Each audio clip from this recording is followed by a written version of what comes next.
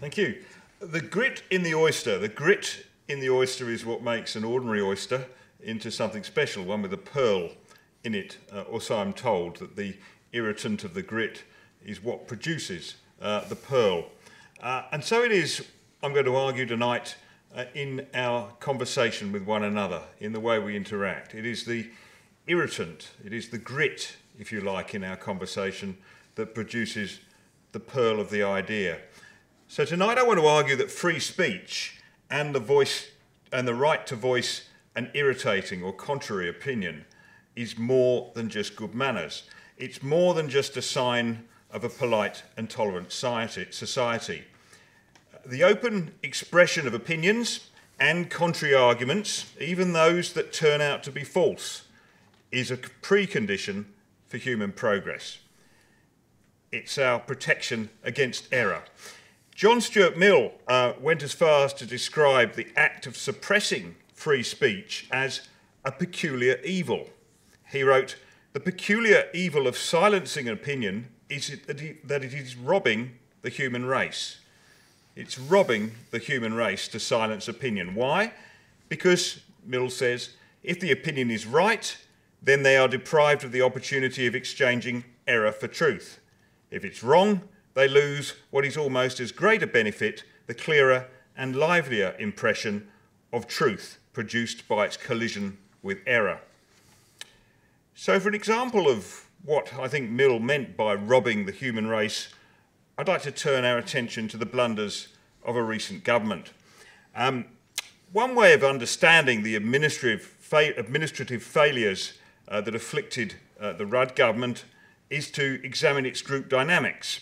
The group dynamics that led to a risky pattern of behaviour that the American social psychologist Irving Janis called groupthink. The symptoms of groupthink can be seen, I think, in the foolhardy decision to build the national broadband network. The NBN decision was made in just 11 weeks. It was made by just a small group of people, the inner cabinet, or the Gang of Four, as they were somewhat troublingly known. The cabinet, of course, is the apex of executive government, but it was asked in only a perfunctory way to sign off the NBN on the morning that it was announced to the public. Now, there was no shortage of people at the time, of course, who predicted it would be an expensive disaster. The trouble was that Rudd and his team weren't listening to them. In fact, they were actively hostile to contrary advice. In his new book, Wayne Swan says that Rudd was intolerant of detailed advice, especially of a deep and highly technical nature, the kind that comes from public servants with decades of experience. Swan says that Rudd felt that debate or dispute undermined his sense of self-control. Advisors laboured within a culture of fear and blame that had its origins in Kevin Rudd's temperament. But worse, far worse, says Swan, is that their advice wasn't listened to. So here you have the conditions for the incubation of Yanis's groupthink in the Rudd cabinet. Their warning signs went unrecognised, evidence that ran counter to the conventional opinion was discounted. The character of the leader and his management style gave his opinions particular weight. A decision was taken in a hurry. There was the creation of an illusion of invulnerability that was shared by most or all of the members, an illusion that created excessive optimism that encouraged the taking of extreme risks.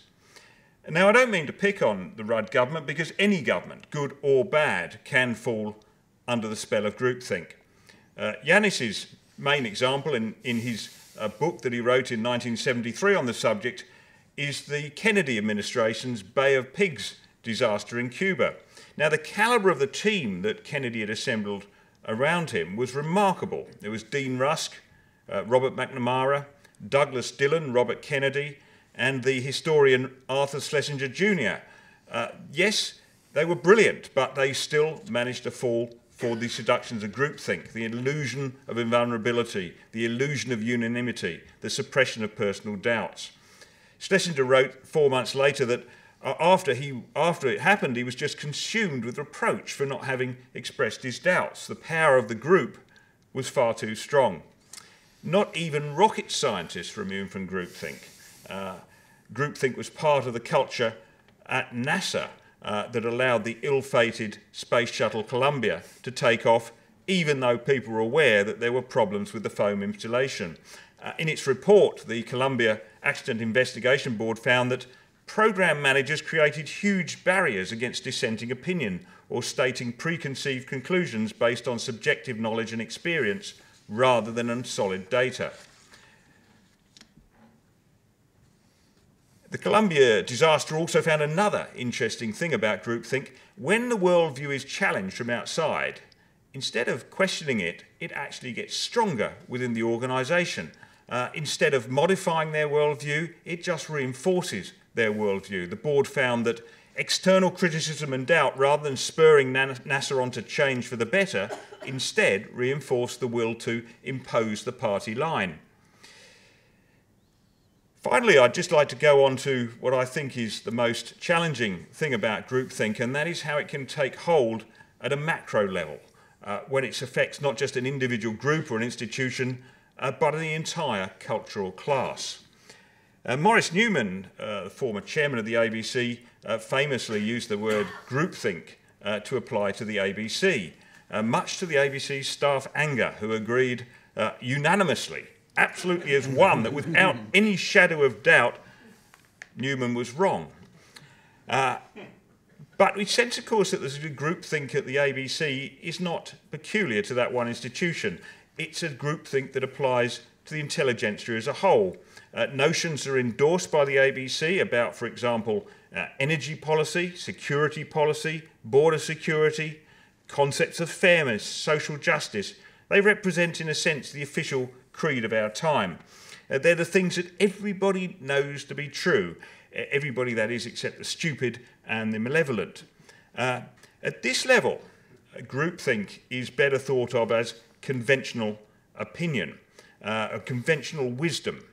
When an idea becomes conventional wisdom, it needs no explanation. Everybody knows it's true. Empirical verification is not necessary, since it is self-evidently fact. It's the explanation that our experts give us. And naturally they are experts, since they hold the expert view. A scientist who questions the conventional wisdom cannot be a reputable scientist or a reliable doctor. It's a view that every trustworthy economist would support. In other words, those who are disreputable, reliable, untrustworthy are the ones who don't get the conventional view.